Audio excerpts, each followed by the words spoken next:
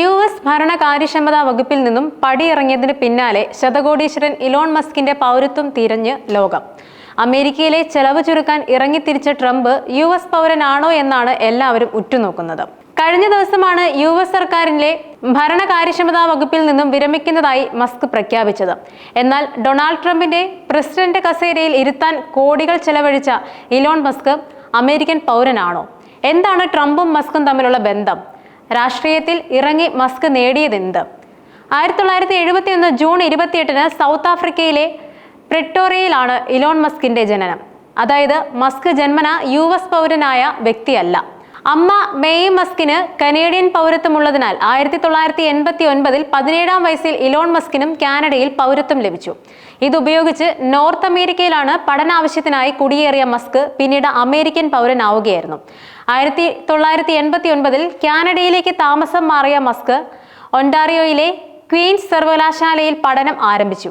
3 വർഷങ്ങൾ കഴിഞ്ഞപ്പോൾ US J1 student വിസയിൽ അമേരിക്കയിലെത്തിയ മസ്ക് പെൻസിൽവാനിയ സർവകലാശാലയിൽ ഉന്നത പഠനത്തിന് ചേർന്നു. ഇതായിരുന്നു അദ്ദേഹത്തിന്റെ ജീവിതത്തിലെ പ്രധാന വഴിത്തിരിവ്. സിലിക്കോൺ വാലിയിലെ ടെക് വിപ്ലവത്തിനൊപ്പം ചേരാൻ പെൻസിൽവാനിയ സർവകലാശാലയിലെ പഠനമാണ് അദ്ദേഹത്തിന് പ്രേരണയായത്. 2002 മസ്കിന് അമേരിക്കൻ പൗരത്വം ലഭിക്കുന്നത്. അമേരിക്കയിൽ ജനിക്കാത്ത എന്നാൽ അമേരിക്കൻ പൗരനാകാൻ വേണ്ട യോഗ്യതയുള്ള വ്യക്തികൾക്ക് അനുവദിക്കുന്ന നാച്ചുറലൈസ്ഡ് പൗരത്വമാണ് അദ്ദേഹത്തിന് ലഭിച്ചത്. പഠനശേഷം സ്റ്റുഡന്റ് വിസയിൽ നിന്നും വർക്ക് വിസയിലേക്ക് മാറിയ മസ്ക് ഒട്ടേറെ കടമ്പകൾ താണ്ടിയാണ് US പൗരനായത്. 90കളിലെ വിദ്യാഭ്യാസ കാലവും പൗരത്വം നേടുന്നതിന് വേണ്ടി നടത്തിയ പരിശ്രമങ്ങളും അദ്ദേഹം നിരവധി അഭിമുഖങ്ങളിലും തുറന്നു പറഞ്ഞിട്ടുണ്ട്. ചിലപ്പോഴൊക്കെ നിയമവിരുദ്ധമായ ജോലികളിലും ഏർപ്പെടേണ്ടി വന്നിട്ടുണ്ടെന്നും അദ്ദേഹം അടുത്തിടെ CNN-നോട് നൽകിയ അഭിമുഖത്തിൽ പറഞ്ഞിരുന്നു. ദക്ഷിണാഫ്രിക്കയിൽ ജനിച്ചു വളർന്ന കനേഡിയൻ പൗരത്വമുണ്ടായിരുന്ന മസ്ക് എന്തിനാണ് അമേരിക്കൻ പൗരത്വം സ്വീകരിച്ചത്? ഇതിനുള്ള ഉത്തരം പല വേദികളിലും അദ്ദേഹം നൽകിയിട്ടുണ്ട്. ബിസിനസ്സിലും പുത്തൻ കണ്ടുപിടുത്തങ്ങളിലും നൽകുന്ന ഊന്നലാണ് തന്നെ US-ലേക്ക് അടുപ്പിച്ചത്. അമേരിക്കയിലേക്ക് എത്തിയ ശേഷം മസ്ക് തുടങ്ങിയ കമ്പനികൾ തന്നെയാണ് ഈ ചോദ്യത്തിനുള്ള മറ്റൊരുത്തരം. Neuralink, the boring company, XAI തുടങ്ങിയ കമ്പനികളുടെ സഹസ്ഥാപകനായ മസ്ക് 21-ാം നൂറ്റാണ്ടിലെ ഏറ്റവും സ്വാധീനം ചെലുത്തിയ ബിസിനസ്സുകാരിൽ ഒരാളായി മാറി. ഇലോൺ മസ്കിനെ ജന്മനാടായ ദക്ഷിണാഫ്രിക്ക വിലക്കിയെന്ന് ചില അഭ്യൂഹങ്ങൾ പ്രചരിച്ചിരുന്നു. എന്നാൽ ഇത് തെളിയിക്കുന്ന ഔദ്യോഗിക രേഖകളൊന്നും ഇതുവരെ പുറത്തു വന്നിട്ടില്ല. മസ്കിന് ദക്ഷിണാഫ്രിക്ക, കാനഡ, അമേരിക്ക എന്നീ രാജ്യങ്ങളുടെ പൗരത്വമാണുള്ളത്. നിർബന്ധിത സൈനിക സേവനം ഒഴിവാക്കാനാണ് താൻ ദക്ഷിണാഫ്രിക്ക വിട്ടതെന്ന് ചില അഭിമുഖങ്ങളിൽ മസ്ക് പറഞ്ഞിരുന്നു. 4 പങ്കാളികളായി 14 മക്കളാണ് ഇലോൺ മസ്കിനുള്ളത്. ഇതിൽ ഭൂരിഭാഗം പേരും അമേരിക്കയിൽ തന്നെ ജനിച്ചതിനാൽ US പൗരത്വമുള്ളവരാണ്.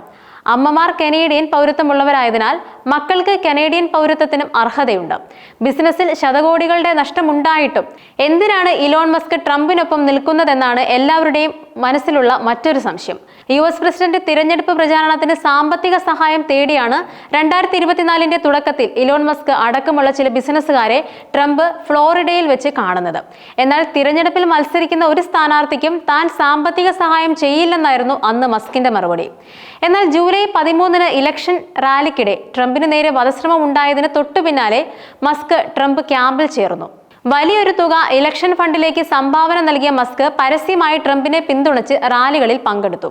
പിന്നീട് ഓഗസ്റ്റ് 12 തന്റെ സോഷ്യൽ മീഡിയ പ്ലാറ്റ്ഫോമായ X-ലൂടെ ട്രംപുമായി നടത്തിയ കൂടിക്കാഴ്ചയാണ് കാര്യങ്ങളെല്ലാം മാറ്റിയത്. അധികാരത്തിലെത്തിയാൽ സർക്കാരിന്റെ കാര്യക്ഷമത വർദ്ധിക്കാൻ ഒരു കമ്മീഷൻ രൂപീകരിക്കണമെന്നും തന്നെ അതിന്റെ ചുമതലക്കാരനാക്കണമെന്നും മസ്ക് ആവശ്യപ്പെട്ടു. പിന്നാലെ സെപ്റ്റംബറിൽ ഇത് അംഗീകരിച്ചുകൊണ്ടുള്ള ട്രംപിന്റെ പ്രഖ്യാപനവും എത്തി.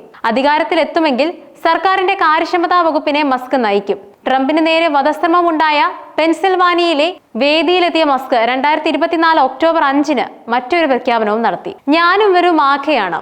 മേക്ക് അമേരിക്ക ഗ്രേറ്റ് എഗെയിൻ്റെ എന്നതിന്റെ ചുരുക്കപ്പേരാണ് മാഖ.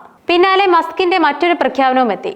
ഫ്രീ സ്പീച്ച്, ആയുധം കൈവശം വെക്കാനുള്ള അവകാശം എന്നിവ സംരക്ഷിക്കാനുള്ള പരാതിയിൽ ഒപ്പിടുന്നവരിൽ ഒരാൾക്ക് വീതം എല്ലാ ദിവസവും $10 ലക്ഷം വെച്ച് നൽകും. തിരഞ്ഞെടുപ്പിൽ വിജയിച്ചതിന് തൊട്ടു പിന്നാലെ 2024 നവംബർ 12 സർക്കാർ ചെലവുകൾ നിയന്ത്രിക്കുന്ന വകുപ്പിൽ ഉപദേശകരായി മസ്കിനെയും ഇന്ത്യൻ വംശജനായ വിവേക് രാമസ്വാമിയെയും ട്രംപ് നിയമിക്കുന്നത്. US പൗരന്മാരുടെ ജോലിയിൽ വരെ കൈവച്ചതോടെ മസ്കിനും കൂട്ടർക്കുമെതിരെ പതിയെ പ്രതിഷേധവും ശക്തമായി. യൂറോപ്പിന്റെ പല ഭാഗങ്ങളിലും മസ്കിനെതിരെയുള്ള പ്രതിഷേധം ടെസ്ല ഷോറൂമുകളിലേക്കും പടർന്നു. വിൽപ്പന ഇടിഞ്ഞതോടെ കമ്പനിയുടെ കാര്യവും അവതാളത്തിലായി. രാഷ്ട്രീയവും ബിസിനസ്സും ഒരുമിച്ച് കൊണ്ടുപോകാൻ പറ്റില്ലെന്ന് നിക്ഷേപകരും കട്ടായം പറഞ്ഞു.